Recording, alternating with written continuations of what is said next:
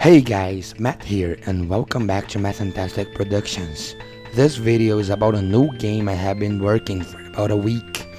I'm gonna explain what this game will be about, what I've done this far, and what I intend to do in the future. I just bought a new microphone, so tell me in the comments what you think about it. If it sounds better, it probably sounds a lot better because it's a much better microphone than my old headset mic.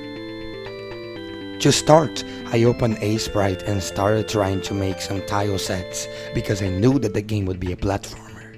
At first, I tried 16 by 16 pixels tile sets and I came up with these tiles. But it took me too much effort to make them and they didn't look that great.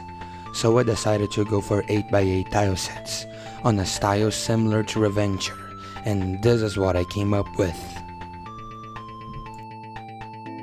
With the basic tile sets done, I started working on building a map using those tiles in Unity to make a usable map, and this is the map I came up with. I already have an idea of where each power-up will be and how you will get it, because this is gonna be a metroidvania, which means that it's gonna have an open map which will have some parts of it blocked until you can get a certain power-up, which is gonna open up that area. And I'm also gonna try to make it as non-linear as possible. After I had an usable map, I started working on the controls, the platforming controls.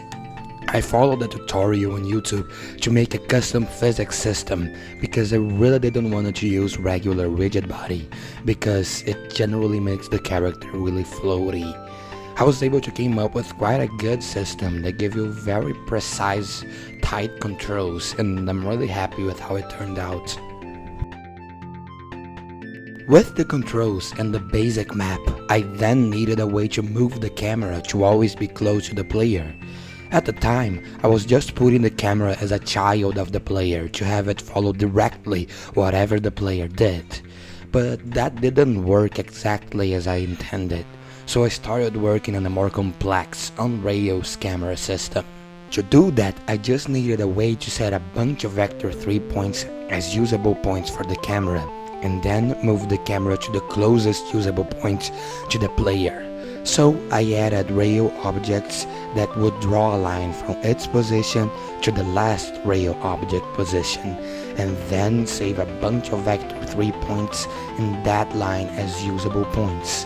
After doing that, it was just a matter of making the camera go smoothly to the closest point to the player. I also added transition to different areas in the map, and in that transitions, if I want to, I can change the music that is playing and the post-processing effects active. So I can make, for example, a lava area that not only has a different music, but also has a red tint to the screen and a lot of bloom. Now I had a map, nice controls, and a nice camera system. I then just needed to add some enemies to fight in that map. So I started working on some enemy AIs, and I also worked on a combat system. And well, as you can see in the screen, these are the enemies I've made by now, and this is the combat system.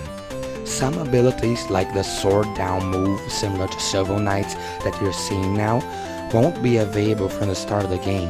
You will get it after killing a boss, which will open lots of areas in the map for you to explore.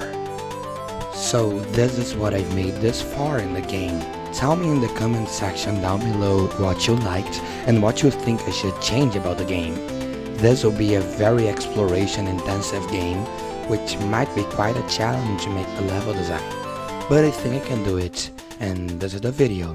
If you liked it, hit the like button. If you want to see more, subscribe, and bye.